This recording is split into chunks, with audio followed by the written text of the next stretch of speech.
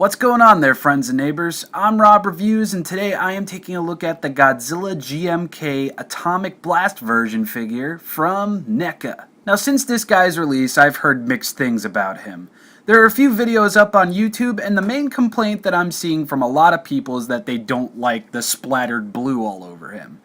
Me personally, I think it's a really cool stylistic choice. I mean, I love Trendmasters figures, and those guys had some really wild paint jobs at times. They just ran with it. And when it comes to this figure, I feel the same. You know, the way that I look at it with this guy, this is Godzilla at night. This is him firing off his atomic blast at night, and that's why we got all these crazy blues all over him, because when you see him firing his beam at night, you're gonna get that very splashed and blue washed look to him. The blue paint covers most of his face and his mouth, his neck, parts of his arms, most of his chest, little bit of his lower belly, and a little bit of his inner thighs. And then of course there's the blue on the back and the dorsal fins that just looks awesome. Seriously, look at the way these things glow with light behind them. I know this is a bit of an awkward photo, but this is the best I can do right now. But unfortunately, the dorsal plates are not without fault. As you can see here, I've got a little bit of dark blue speckle on one fin over here, and then over here I've got a few black marks, and if you take a look at the dorsal plate right here, it almost looks like there's a piece of black plastic embedded in it. Originally I thought that it was some kind of fuzz, but when I took a bigger look at it,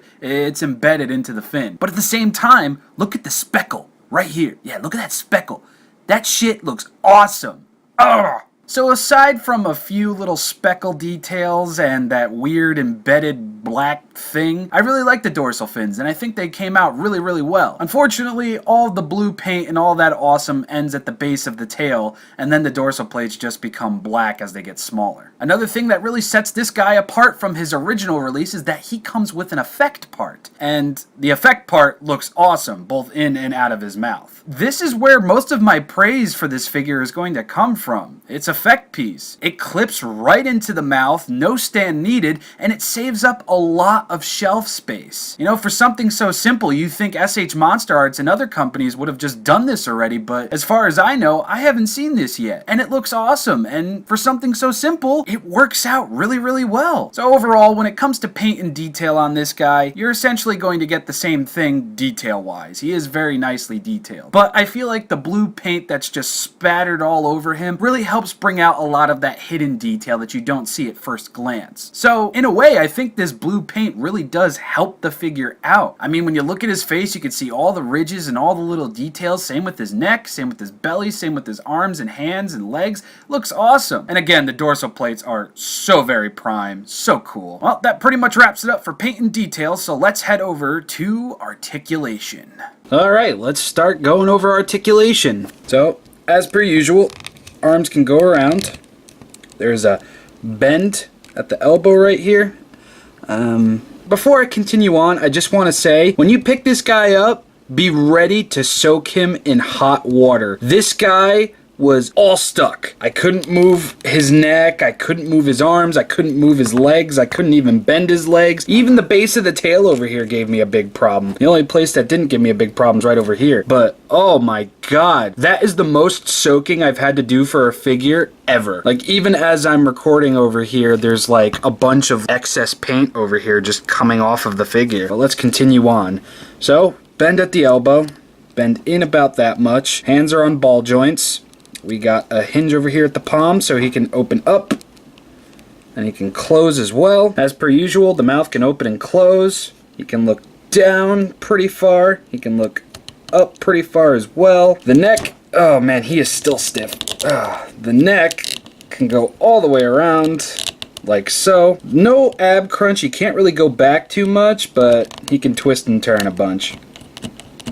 Then when it comes to the legs can go in about that far, they can go out about that far, and they can go all the way that way. For some reason I can never get any of my NECA figures to have their legs go all the way around, but I know it's possible. Yeah. And then at the knees, you have a nice bend. Like, this was impossible beforehand, just wanted to let you know, but look at how easy it is now. I have a nice little swivel over here at the ankle. This leg still gives me a little bit of problem. Yeah, he's still giving me a bit of a problem. And then the tail can turn all the way around like so. And of course this is multi-segmented. This piece can go all the way around, and then here is the tip of the tail that it has the bendy wire. This is the best bendy wire I've seen in a Godzilla figure as well. I feel like they learned from their Shin Gojira figure. One thing I forgot to mention in the paint segment of the video is his claws have none of that pink bleed through at all. Like, look at this.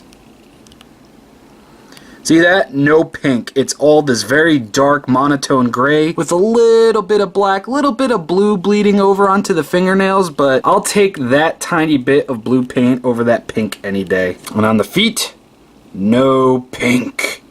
Thank God. Alright, now let's take a look at the breath effect piece. This honestly reminds me of SH Monster Arts' breath effect for Godzilla 2014. It's mostly blue. It's got a lot of white up here at the top, a lot of white hues in there, just to give it the effect.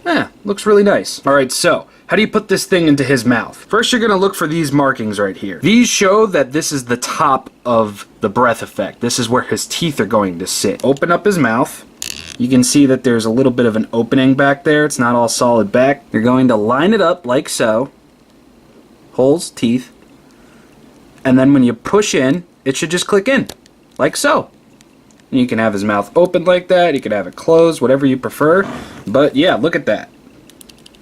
Does not fall off or anything, does not need a stand. Like I said before, it saves shelf room and it makes him look really cool. No stand needed. So aside from the few problems that I had with the paint and this guy being really stiff, I like this guy. I actually like him more than the original GMK figure. Ironically enough, I feel the paint is a lot more accurate and there's none of that pink crap on his toenails or his claws. I like what NECA is doing with these effect pieces and I really hope we get more. I would love to see an ultimate Shin Gojira awakened form from NECA with all the crazy breath effects, and it fits into the mouth perfectly. Look at this, no stand, it's great! Again, I love the blue on the chest and on the legs over here. It helps bring out a lot of that detail.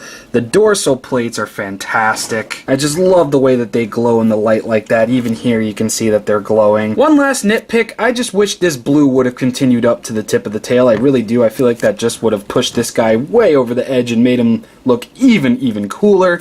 But with the breath effect and with the added blue paint, I can't not recommend this guy. If he looks cool to you, definitely get him. Like, no questions asked. Added paint and breath effect part for only 25 bucks, it's a steal. And I think this guy is more than worthy to be a part of your collection. Well, friends and neighbors, that's pretty much gonna wrap up this review for today. And even right now, I'm looking at the dorsal plates and I just see the light shining through them. They look so cool. But anyway, let me know what you thought of this figure and let me know what you thought of the video. I tried something new this time. I took a bunch of pictures of this guy and I did voiceover work. I see a lot of toy reviewers on YouTube doing it, and I felt that it was a much more neater approach to how I normally do figure reviews, because whenever I get the figure in front of the camera, I kind of just scatterbrain it. So let me know if you prefer this style or my original style, and I'll run with whatever you guys think. But until next time, everybody, I have been Rob Reviews of Crazy Calyx. Hope you enjoyed this review. Let me know what you think of this figure in the comment section below, and please give me some feedback. I've got to go ahead and work on another video right now, so until that video comes out, I will see you all then and there. Bye, everybody.